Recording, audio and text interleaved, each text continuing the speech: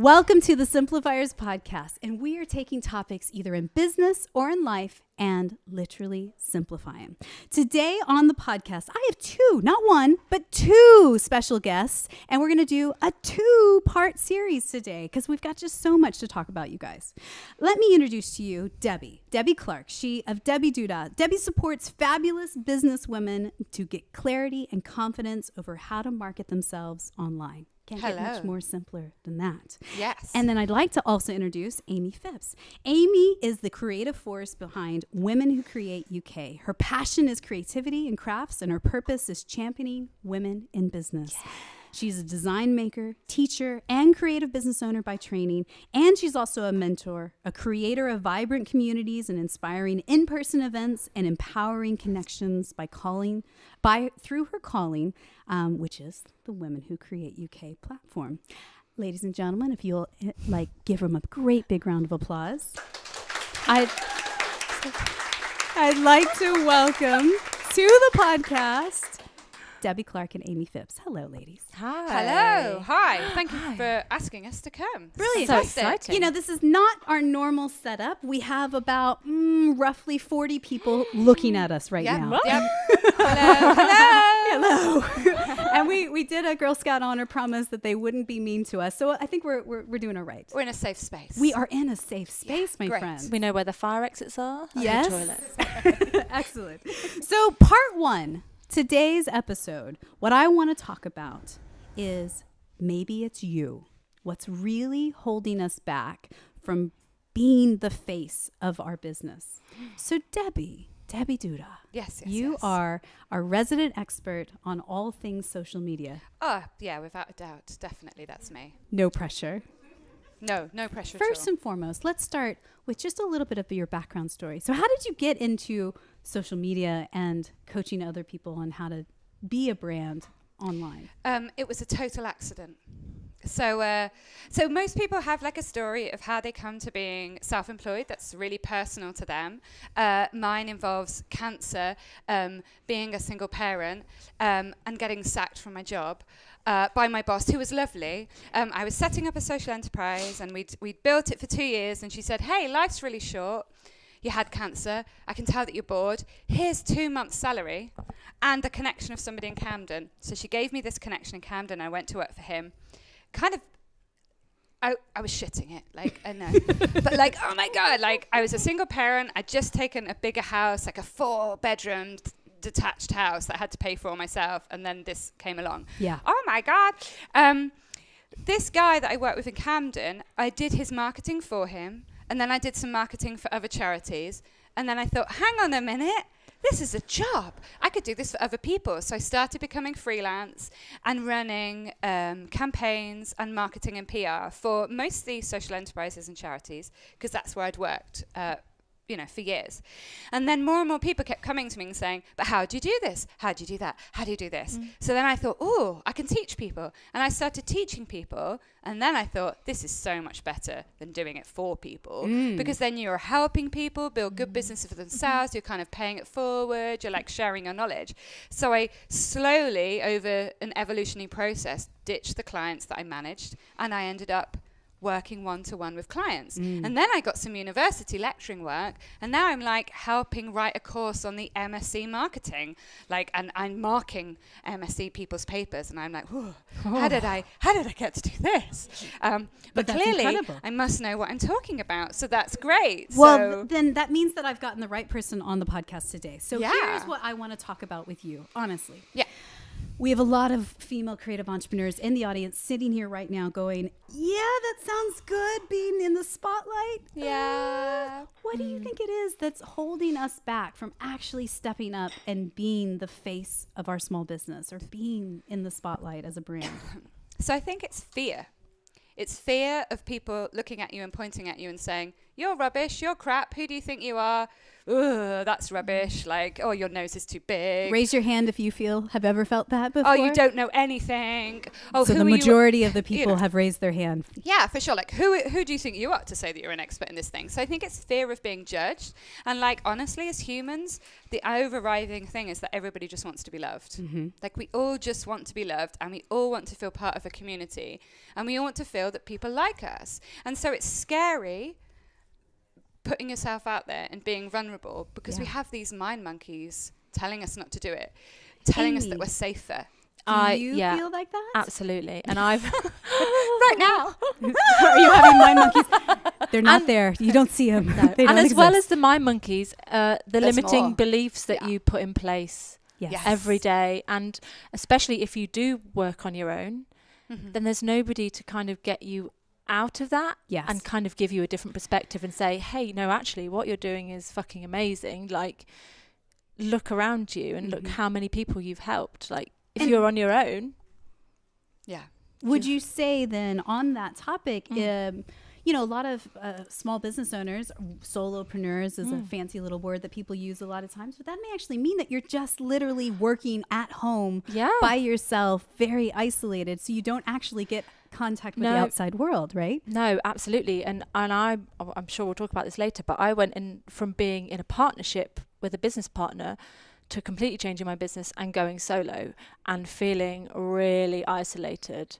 So yeah, I definitely feel that. And then it's being able to reconnect with people like communities and like Debbie and change out of the pajama pants and actually put real clothes on. Yeah, sometimes. Like all of that, come out into the real world and your eyes are like, oh, the sunshine is too bright.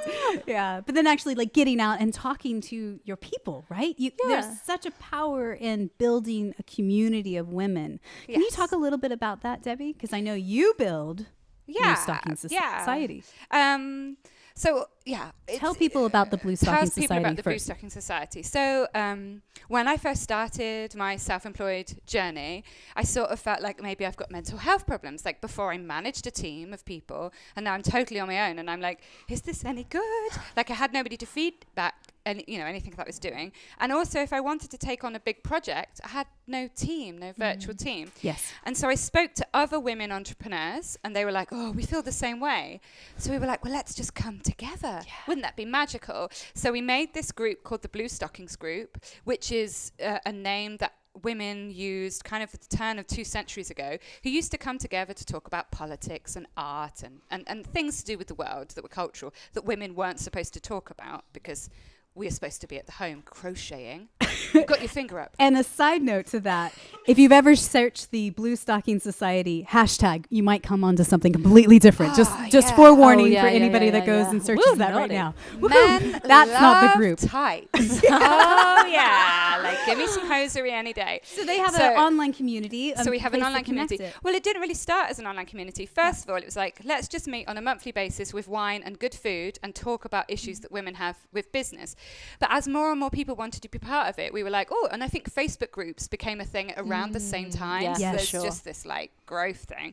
And now we have like nearly 900 women in the group who are mostly local to Nottingham, where we live, but some people from outside. How many of you guys in the audience are part of Blue Stockings? Yes. Lots and lots of people. Hello. They're here. They're everywhere. And sometimes we forget to say, hi, how's it going?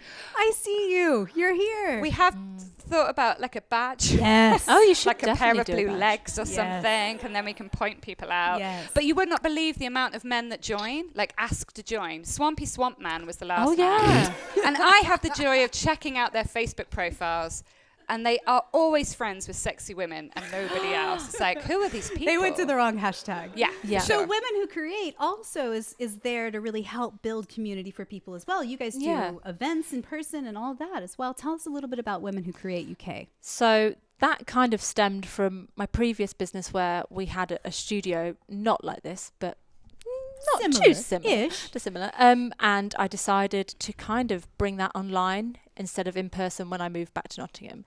So we do like quarterly events that are more like weekend creative business retreats that are more holistic, and you really get to know the groups of people. But then we also have a Facebook group, which is growing every day, and there's a real calling for that, I think. And is it just for women who are craft makers, or is it No. just for, is it any kind So, of creative yeah, female so I entrepreneur? kind of think of it as women who work creatively within whatever their career or job is, because you don't have to work in a creative career or be a crafter, like you say, or a maker to bring that element of imagination and creativity into your work.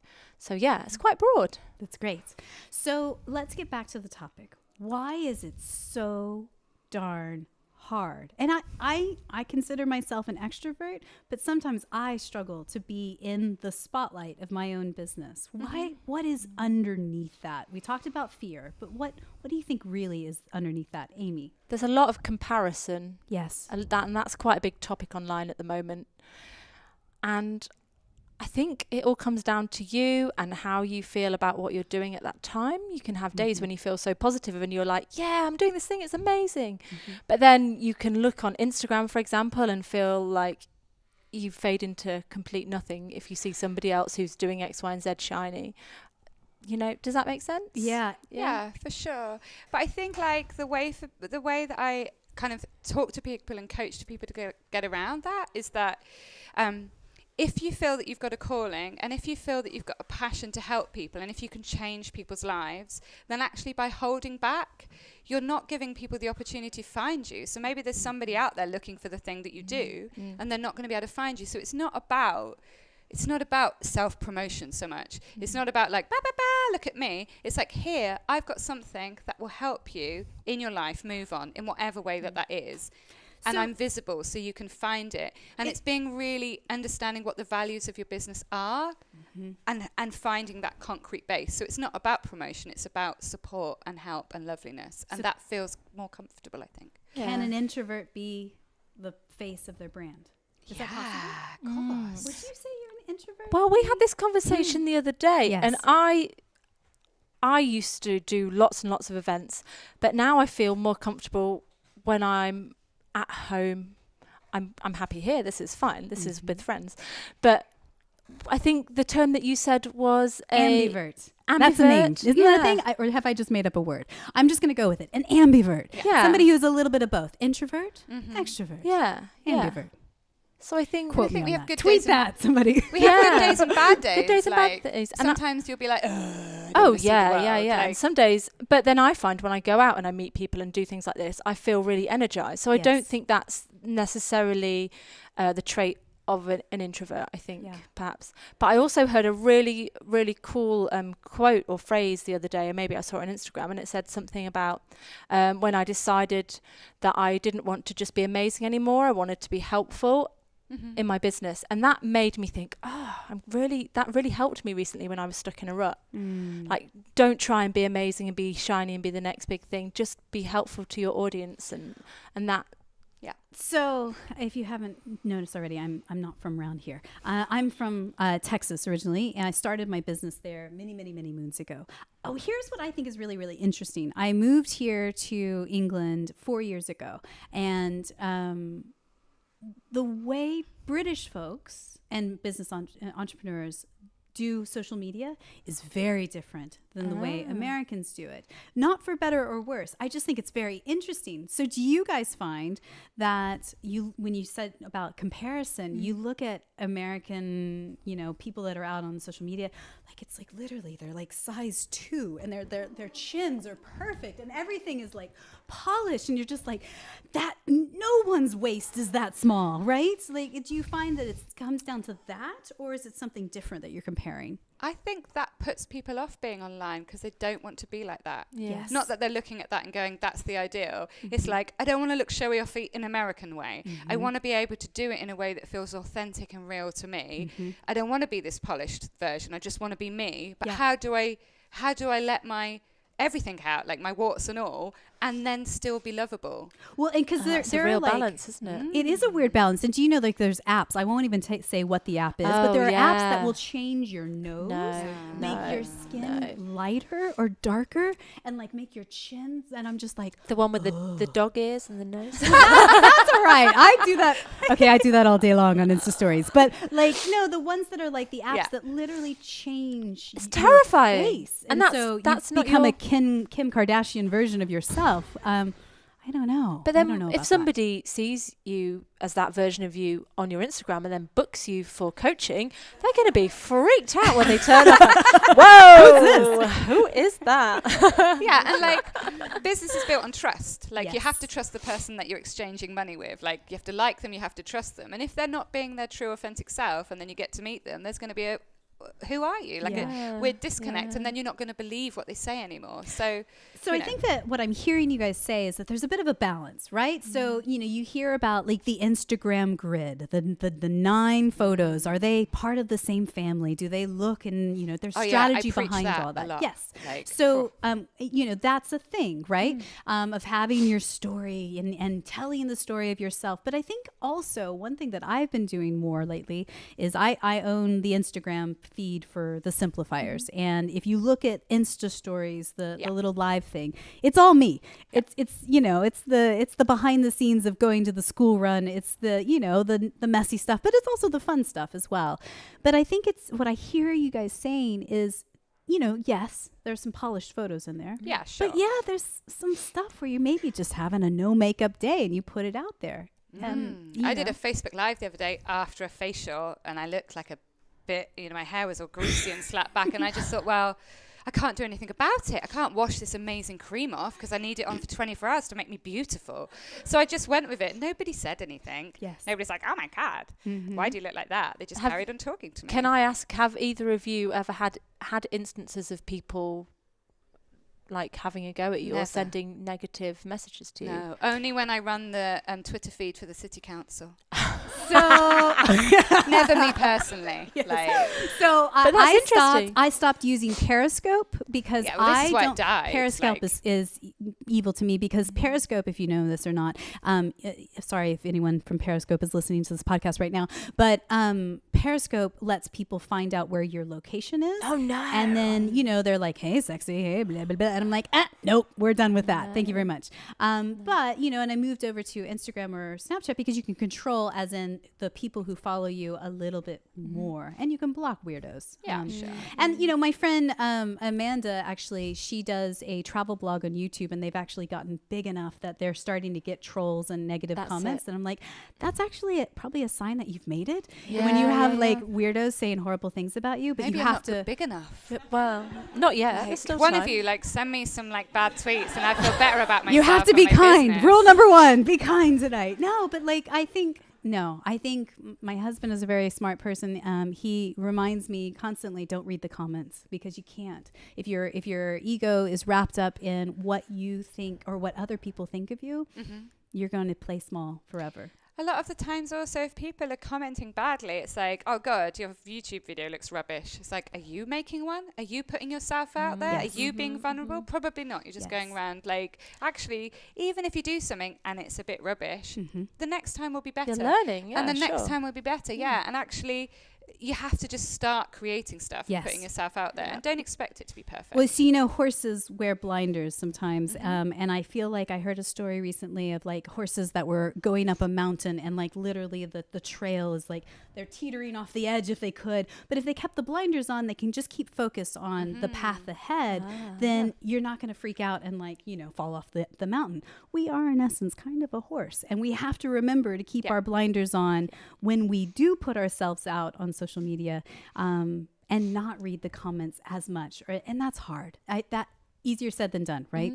For sure. And there's sometimes when reading those comments, like on Instagram, for example, and replying them, that's about engagement with your audience, and that is so important. But you do get the dodgy ones. You can just delete just them, block can't you? those. Just blocking. But the other thing that I talk to people about is be really clear on who your customer is, and everything you Yes. create is for one person, like a love letter to them. So you're kind of having blinkers. You know, if you do Facebook Live, don't imagine that you're talking to the world. I mean, as if that would be amazing if the world watched a Facebook Live. Like, be like, imagine that you're talking to Sue or Bob or Sally or whoever you've imagined is your best customer. Then it's got this one-to-one element. People watching it will feel this loveliness that you've created, and you don't feel like everybody's watching it and it's terrible. You're just creating something for the person who needs support from you. You're just helping. I love it. That's a very practical tip. So can we share a couple more practical tips on what a person, if they're listening right now, could do today to start stepping up and into the spotlight and be the face of their brand? Give me some simple tips. One.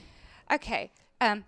Just practice. Just start creating stuff. Just, like maybe make a little, I make little challenges for myself. So I really didn't like doing Facebook Live because it just felt really weird. So I made a challenge, and then I invited other women to come and join me in a Facebook group where we just made Facebook Lives for a week where nobody else could see them, where we could be rubbish.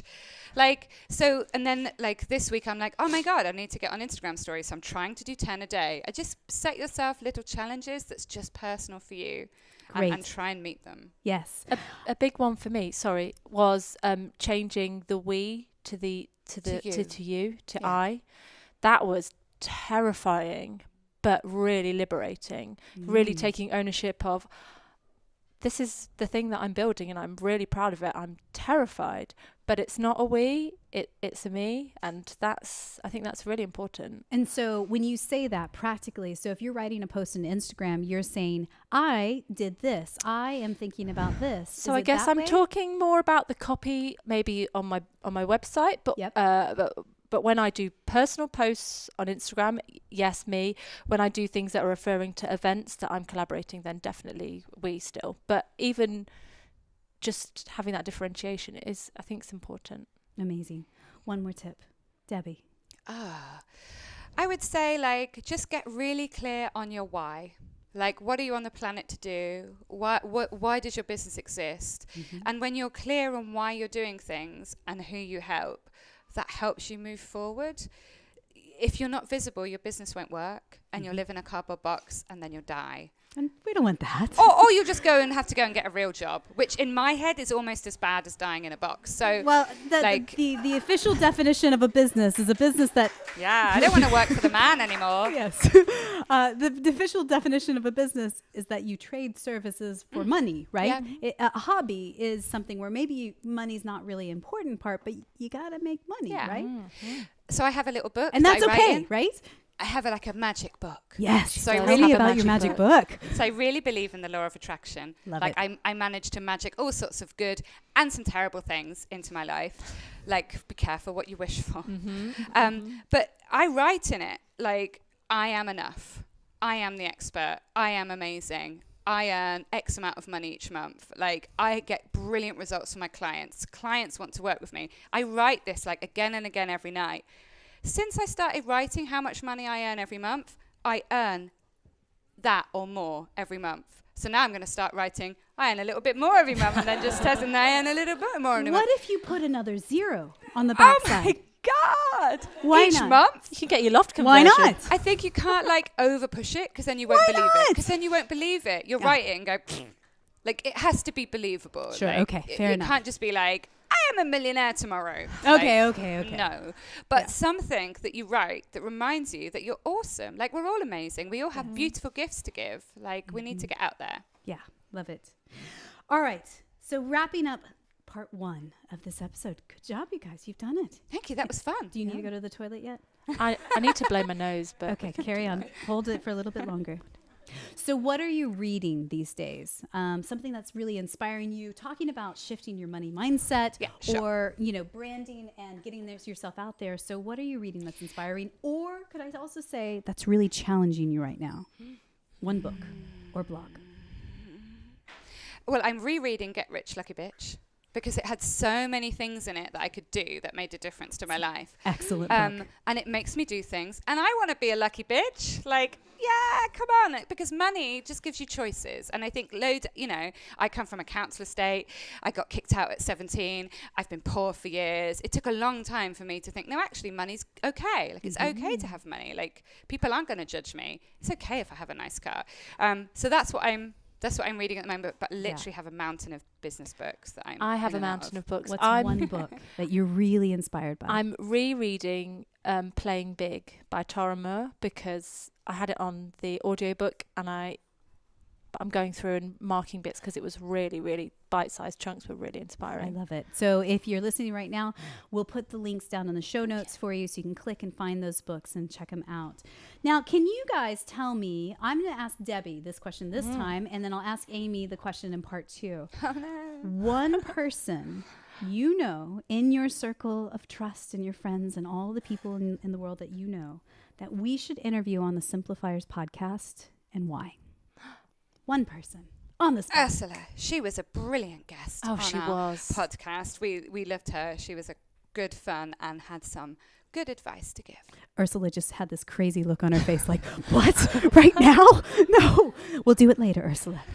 Excellent. All right. Debbie, what is one superpower you possess? And how did you develop that skill over time? I have the ability to make cats come to me from a crossroads. So I like stroking cats. I think it's very healthy. Can Very you have therapeutic one to attract to animals. my house? Because we're actually thinking about getting a cat. Oh, you can have one of mine. Like, oh yeah. I'm So, giving a yeah, thumbs up to my like, kids in the back. Kitty cat. So yeah, I have that. It's a very strong ability. Amazing. Where can we find you online? Where do you hang out the most? Oh, so I'm DebbieDooodah. So How many that's with O's is that? 3 O's. DAH. You can find me everywhere with DebbieDooodah. But where do you like to hang out the most? So I'm really liking Instagram at the moment. But so like if your audience is rich women with money to spend, then you need to get on the Pinterest. You because really need to I've get on just jumped on Pinterest. that bandwagon. I told you. And they Great. spent 7 minutes on average on my site and read over 4 pages. Like the amount of know, like, and trust they must have got is so much better than, I don't know, 1 minute from a Twitter. So yeah, I'm like And that's getting a on the business Pinterest. Pinterest account. That's Yeah. a business So Pinterest whatever your account. business name Yeah. is, get that Do you as have a rich channel. pins? I have rich pins. Ah, yeah. And the It thing with really Tell them what a helps. rich pin is. So it's where it transports all the information, like the price and all of the details From your website. into the pins. So they like can if you buy sell direct. jewelry, if you Yeah. sell Coaching. notepads. Yeah, for sure. And the thing is that a pin on Pinterest will last up to 4 years if it's good. What Instagram post will last up to 4 years? What Twitter lasts up to 4 years? So if you make really good pins, they'll last forever. Like it will just keep getting repinned and repinned. So So we have a Pinterest account, the Simplifiers, Yeah. and we've had it for a really, really long time. And I can tell you for a fact that Pinterest is crazy sometimes when it gets good. Because we have a couple of pins from client events, weddings in particular, that we had produced and designed that I'm not joking have been shared 250,000 times. Yeah, you see, it's so worth it. Some photos that literally have just gone viral. So Yeah. yes. It's worth it because it isn't social media. It's a search engine, right? So Yeah, it it's a works search engine. differently. Yes. and people go there expecting to spend money. Last question for part 1. Debbie. Oh, So somebody has been listening to this podcast episode and getting really inspired by all the practical stuff that we've talked about. Okay, Yep. I'm feeling a little bit nervous. I do want to put myself out there a bit more with my business. They're nervous. Yeah. They're excited, but you want to encourage them. If you could say one little thing and whisper it into their ear right now to encourage them, what would you say to that person right now? just breathe. Like you're holding it all in. Like when you're nervous, you're like, just breathe. It's going to be okay.